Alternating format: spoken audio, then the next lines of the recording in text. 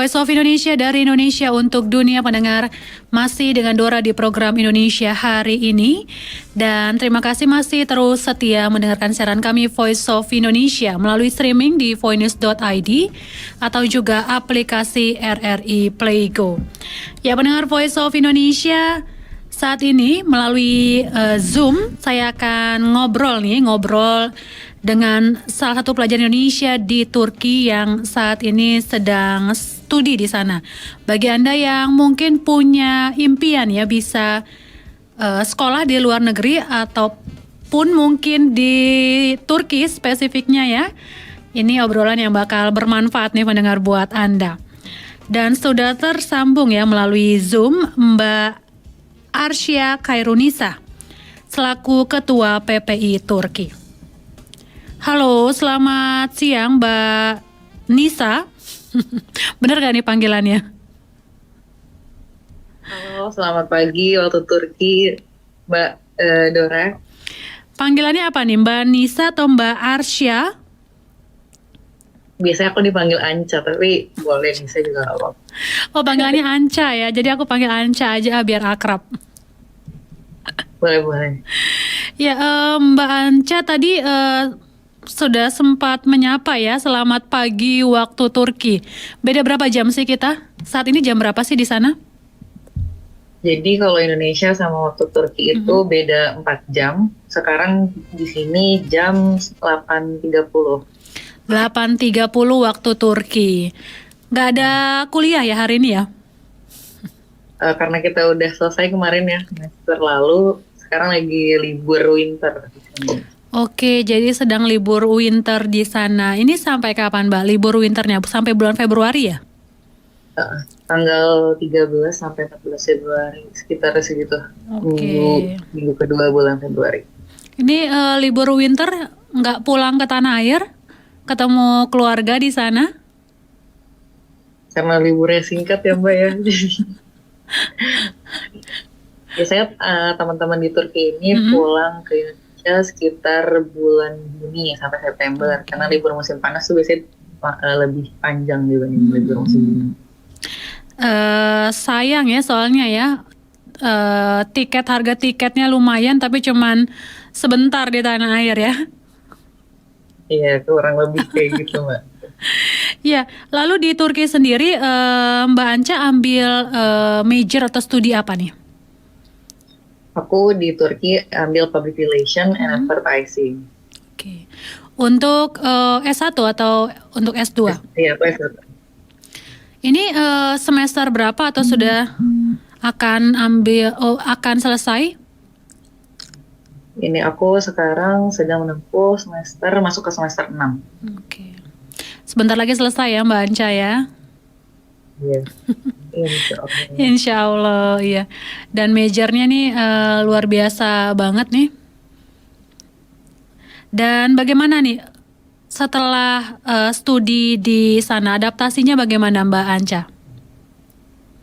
Kalau setelah berangkat ke sini mungkin ada beberapa hal yang bikin teman-teman dari Indonesia mungkin kaget karena kan biasanya kalau di Indonesia itu rata-rata pelajar Indonesia bisa berbahasa Inggris ya. Tapi setelah saya sampai ke sini ternyata hampir mungkin berapa ya 80% gitu penduduk Turki itu nggak bisa berbahasa Inggris. Jadi mereka berbahasa Turki. Itu sih yang paling dominan ya yang membuat ternyata walau event itu mahasiswa di sini juga kalau mereka penduduk asli Turki biasanya mereka tidak fasih berbahasa Inggris. Oke. Kalau kita punya kemampuan bahasa Arab akan membantukah di sana, Mbak Anca? Nah, ini juga mungkin yang banyak menjadi pertanyaan orang-orang gitu ketika aku kembali ke Indonesia. Terus teman-teman di Indonesia tuh banyak yang tanya, kayak mungkin Turki terkenal dengan Arab Muslim, negara Muslim gitu, tapi sebenarnya di sini juga tidak berbahasa Arab sama sekali. Jadi mungkin sedikit juga yang bisa berbahasa Arab karena mereka bahasa ibu mereka adalah bahasa Turki sendiri. Okay. Dan itu bahasanya mungkin ada beberapa serapan dari bahasa Arab, tapi untuk penulisan itu juga Latin. Oke. Jadi mau nggak mau harus belajar ya di sana untuk bisa bahasa Turki untuk minimal untuk kebutuhan sehari-hari ya, untuk Iya benar. membeli kebutuhan sehari-hari. Iya benar. Kalau Jadi untuk kalau jadi kalau kita ke Turki biasanya ketika kita mengambil pengantar kuliah bahasa Turki, nanti teman-teman akan kursus bahasa Turki selama 1 tahun. Kurang lebih ada 5 level wajib. Jadi A1, A2, B1, B2, sama C1. Itu biasanya kita menempuh kurang lebih selama 1 tahun untuk belajar bahasa Turki. Ya, Oke. Kak. Tapi kalau untuk teman-teman yang mengambil kuliah dengan bahasa pengantar bahasa Inggris, biasanya mereka otodidak aja sih belajar buat ya minimal untuk bisa bertahan hidup di sini. Oke. Kalau Mbak Anca sendiri untuk kuliah bahasa Turki atau Inggris? Kalau aku kuliahnya bahasa Turki. Lumayan ya, setahun belajar bahasa Turki. Ini susah nggak sih Mbak? Bahasa Turki termasuk ke dalam 10 bahasa tersulit ya di dunia, kalau saya tidak salah. Jadi kalau apa ya, untuk teman-teman yang belajar pertama kali bahasa asing itu kan pasti benar-benar kayak pas pertama aku datang tuh kayak anak bayi baru belajar bahasa gitu. Jadi wah, bahkan ketika mereka ngomong kayak seperti halo atau selamat pagi, mungkin itu akan terdengar asing gitu di telinga teman-teman Indonesia. Gitu sih. Jadi kalau teman-teman di luar sana atau para pendengar Voice of Indonesia ingin belajar atau studi di Turki, berarti harus tahu juga ya di sana itu bahasa pengantarnya bahasa apa, tapi tidak jadi alasan atau syarat akademis ya untuk bahasa Inggris sendiri ya. Harus TOEFL berapa, IELTS. Nah itu.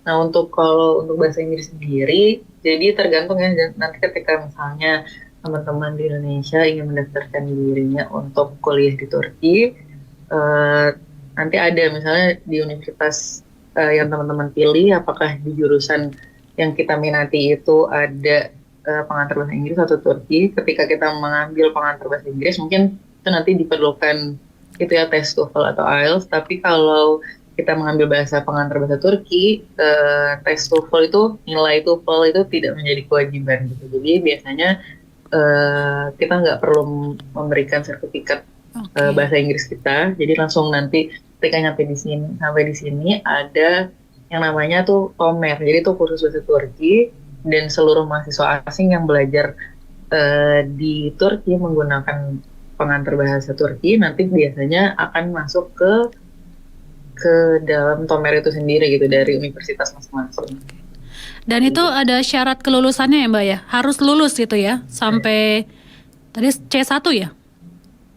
Iya, jadi kalau lulus biasanya untuk masuk ke universitas mungkin berbeda universitas beda-beda ya. Jadi kalau biasanya untuk bisa melanjutkan ke jenjang perkuliahan itu minimal D2. Tapi kalau di universitas saya ketika nanti kita lulus kita tetap harus memberikan sertifikat C1. Begitu. Ada yang B1, ada yang bisa B1 sudah bisa masuk ke kuliah. Jadi beda-beda gitu sih. Oke, beda-beda ya. Tapi mau nggak mau karena belajar di negara tersebut harus bisa ya, apalagi bahasa pengantarnya bahasa Turki. Ini nanti akan jadi kendala ya Mbak ya, kalau nggak bisa puyeng juga nanti kalau dosennya ngasih mata kuliah tapi nggak bisa belajar bahasa Turki. Ya, selain bahasa apa lagi yang harus banget beradaptasi? Kuliner, sulitkah untuk beradaptasi di sana? Makanan nih, biasa kadang-kadang Kalau kendalanya ya. ya kalau ini ya kalau kuliner teman-teman biasanya teman-teman Indonesia juga mengiyakan gitu bahwa makanan di Turki ini seperti kalau aku sendiri ya kayak kurang nggak ada flavornya gitu loh Mbak. Jadi rata-rata makannya itu misalnya kita ada makan di suatu restoran dengan bentuk makannya tuh seperti kayak gulai padang gitu ya. Tapi ketika kita cicipin itu tuh rasanya dia apa ya bahasa Indonesia dia nggak pakai baharat tuh. Jadi nggak ada misalnya mungkin dia ketika masaknya nggak pakai jahe dan lain-lain. Jadi rasanya tuh nggak, kalau Indonesia kan kaya banget ya bumbunya gitu. Nah kalau di Turki tuh biasanya terbilang mungkin hambar ya, lebih ke asin Oke. aja gitu. Tapi menyiasatinya gimana nih Mbak? Kalau kondisinya seperti itu, apakah suka masak-masak sendiri mungkin di dorm atau di kosan? Ya, jadi kalau aku sendiri sih biasanya masak, atau Mhm. ketika keluar biasanya teman-teman Indonesia itu rata-rata banyak yang dia bawa apa, kayak Bumbu ya, saus bawa atau bumbu. sambal, bawa bumbu sendiri gitu dari rumah. Biasanya sih rata-rata memang gitu Mbak. Jadi di tas anak Indonesia tuh biasanya ada tuh kayak sambal atau saus gitu untuk menemani lauk-lauk Turki gitu. Dan itu membantu banget ya Mbak ya. Mm. Lalu tadi kan udah kendalanya tadi adaptasi bahasa, lalu makanan. Kalau iklim sendiri, cuaca, apakah ini juga menjadi Karena kendala, Mbak Aca? kalau iklim ya, Mhm. kalau iklim ya, cuaca nih di Turki, karena di Indonesia hanya ada 2 musim ya. Kalau di sini ada 4, jadi mungkin teman-teman akan kaget gitu ketika musim dingin. Kayak Oke. misalnya aku pertama kali datang sini, terus itu musim dingin sampai minus. Nah itu tuh kulit langsung kering, terus ya bibir langsung kering semua. Nah itu sih biasanya kalau musim dingin yang jadi hal pembeda. Dan ketika musim dingin biasanya ketika kita pertama kali datang kan kita masih kelas bahasa nih. Mhm. Sekarang anak-anak kelas bahasa tuh masih masuk. Jadinya mereka masuk di musim dingin mungkin sekitar azan subuh, karena musim dingin malamnya lebih panjang. Jadi azan subuh itu masih jam 7, matahari baru terbit. Sekarang kan jam 8 nih, mereka biasanya udah ada di kampus. Oke. Tapi itu bisa lah ya dilewati ya, karena nggak sedingin di Eropa kan? Atau makan Ya, justru lebih dingin? tergantung kota di mana tempat kita tinggal. Kalau biasanya kota-kota yang ada bukit esnya, jadi gunung esnya, itu biasanya ketika winter tuh dingin. Tapi kalau untuk kota-kota di beberapa Mhm. wilayah Turki yang mungkin lebih sedikit ke timur, itu eh, nggak terlalu dingin sih ke winter. Jadi kalau yang dekat Eropa biasanya lebih lebih dingin ya untuk suhunya sendiri. Lalu Hmm. Mbak Aja sendiri kalau di sana ini dapat beasiswa atau biaya mandiri nih sekolahnya? Aku mandiri kebetulan beasiswa orang tua. Dapat subsidi dari orang tua ya? Iya Mbak. Tapi kalau di sana apakah banyak universitas juga yang membuka beasiswa nih untuk pelajar asing? Banyak sih kalau untuk beasiswa sendiri ya, hampir dari seluruh universitas negeri, bahkan swasta Mhm. juga ada yang memberikan beasiswa. Mungkin kalau universitas swasta itu nggak 100% ya, tapi adalah beberapa, misalnya beberapa persen dari uang masuknya itu nanti mereka apa namanya ada beasiswanya gitu sih. Oke. Tapi ini menarik ya Mbak Aca mengambil studi di Turki. Karena biasanya para generasi muda Indonesia lebih senang ya ke Eropa atau mungkin mengejar ilmu ke China ya, sampai ke Cina gitu. Ini kenapa memilih Turki menjadi tujuan studi nih? Kalau aku sendiri mengapa memilih Turki ya? Mungkin ini agak panjang ceritanya, kalau Mhm. diringkas mungkin ketika aku menentukan Turki, karena Turki itu secara budaya gitu negara Mhm. ini sangat kaya gitu ya, mengingat secara geografis letaknya ada di antara benua Asia dan benua Eropa. Kemudian juga Turki dikenal sebagai jembatan antara peradaban timur juga peradaban barat. Tuh, jadi banyak hal-hal menarik nih yang bisa dinikmatin ketika kita menempuh pendidikan di sini. Mhm. Itu sih. Terus banyak juga dari Turki itu menawarkan fasilitas-fasilitas pendidikan untuk mahasiswa, bahkan mahasiswa asing gitu. Jadi banyak privilege yang bisa kita dapat ketika kita jadi mahasiswa asing di Turki. Gitu Mhm. sih. Dan plusnya juga Turki menawarkan banyak destinasi wisata mungkin gitu ya. Nah itu yang itu sebenarnya yang mungkin juga jadi alasan ya, karena memang kotanya cantik ya, dan juga sekarang banyak jadi tujuan wisata orang Indonesia nih ya. Biasanya ke Jepang, ke Korea, sekarang banyak yang berbondong-bondong wisata ke Turki nih. Ini dimanfaatkan juga nggak sih sama teman-teman pelajar di sana? Jadi tour guide gitu. ya banyak kalau Mm-mm. pelajar biasanya gitu untuk mengisi liburan waktu libur mereka biasanya ada yang itu apa namanya kerja part time atau Mm-mm. mungkin jadi tour guide jadi sekalian pergi sekalian kerja sekalian juga Libur. pergi-pergi ke destinasi wisata ya liburan gitu yang ada di Turki. Kalau untuk jasa penitipan seperti apa nih? Banyak banget loh. Jasa penitipan itu biasanya anak-anak yang pulang, Mbak. Jadi ketika mereka pulang, mereka juga memanfaatkan kondisi itu untuk membuka itu ya, jasa penitipan mungkin makanan atau Mm-mm. barang-barang oleh-oleh dari Dan Turki. dan itu bermanfaat banget loh untuk bisa nitip baklava ya. Wah tahu nih Mbak Dora. Memanfaatkan ya. Jadi memang juga ada beberapa teman saya di sana ya, dan kalau pulang ke tanah air bisa nitip nih, just tip nih ya. Dan juga banyak teman-teman PPI juga yang nawarin just tip. Paling sering sih emang itu baklava ataupun teh-teh ya, dan teh-tehnya itu kan luar biasa ya, teh-teh bunga begitu tuh. Itu tuh yang biasanya saya sering nitip tuh. Oh iya, oh Iya. Mbak juga sering nitip. Ya lumayan lah ya dibanding kita order langsung gitu kan. Lumayan saving money lah. Iya benar-benar. Biasanya teman-teman tuh ya mungkin ada banget ya yang tertarik gitu Mm-mm. atau kepo tentang maksudnya baklava itu apa atau Mm-mm. makanan-makanan Turki, coklat-coklatnya. Biasanya itu sih lebih banyak just kalau dari Turki ke Indonesia tuh makanan atau Mm-mm. barang-barang Iya, Mbak. tas. Mm-mm. Ya semacam permadani ya, cantik-cantik.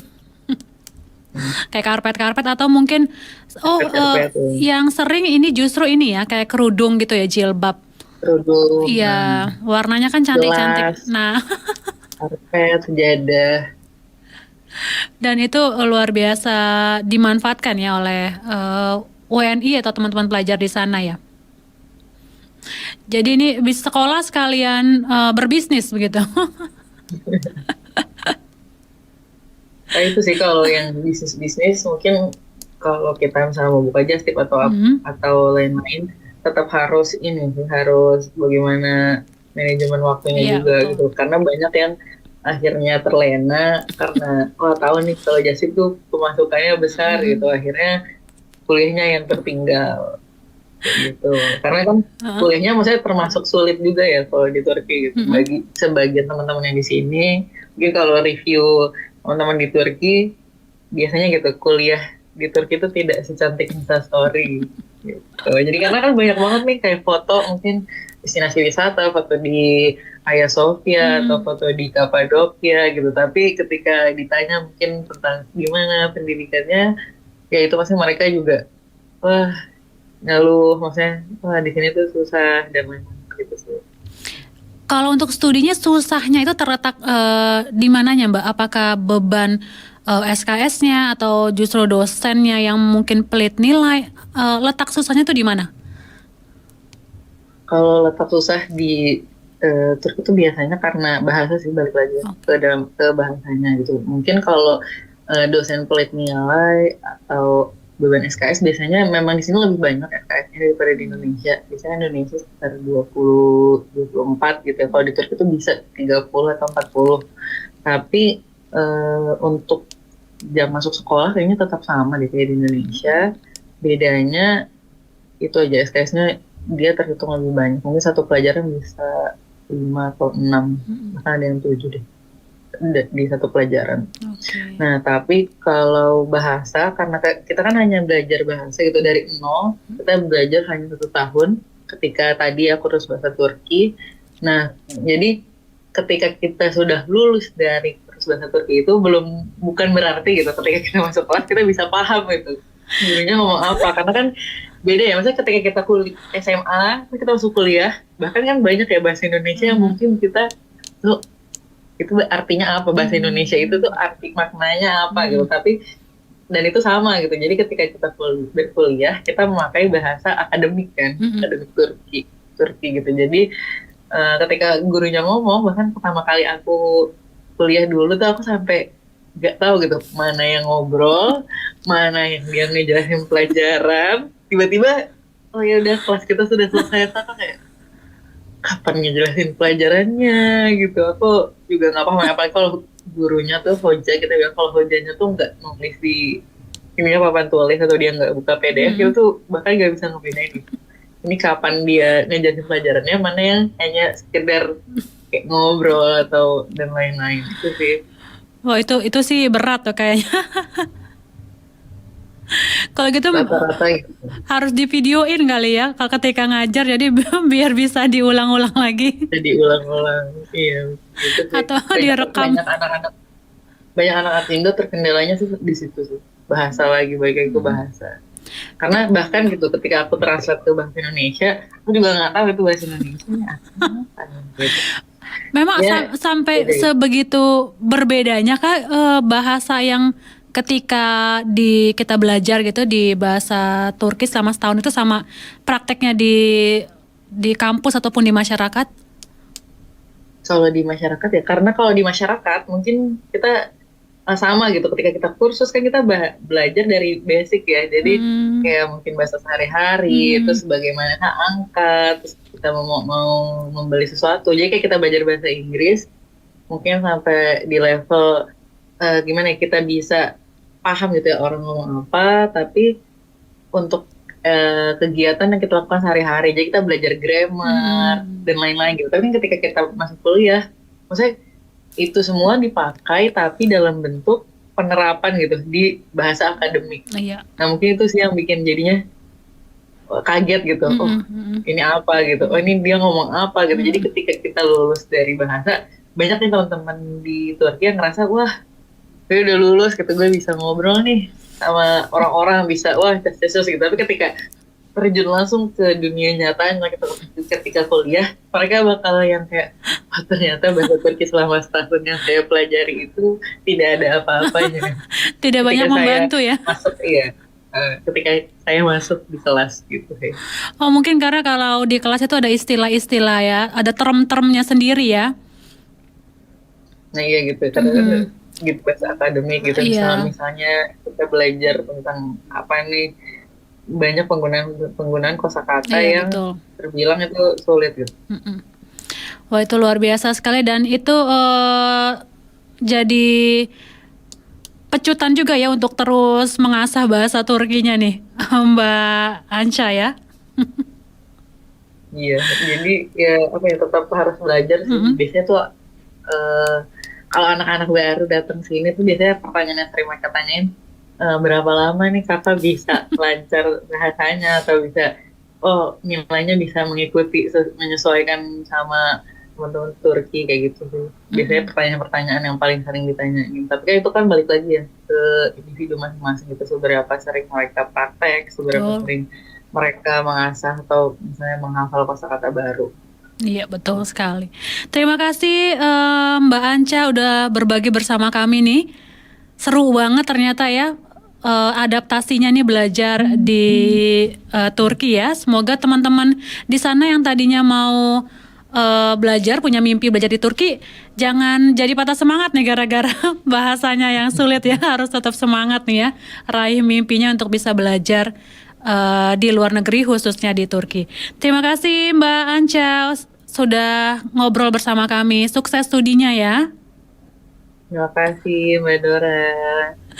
Sehat selalu Mbak Anca. Salam untuk teman-teman di sana ya. Ya, nanti kita lakukan ini. Ya. Terima kasih banyak Mbak. Terima kasih. Ya, pendengar Voice of Indonesia, demikian tadi ya bincang-bincang seru saya dengan Mbak Arsya Kairunisa selaku Ketua PPI Turki, dan tentunya kendala bahasa ini menjadi salah satu yang terus diperjuangkan nih oleh Mbak Anca dan teman-teman pelajar Indonesia di Turki. Tetap semangat, dan saya akan hadir ke ruang dengar Anda kali ini dengan Warta Berita pukul 13 waktu Indonesia Barat. Dari Jakarta, Voice of Indonesia dalam Warta Berita.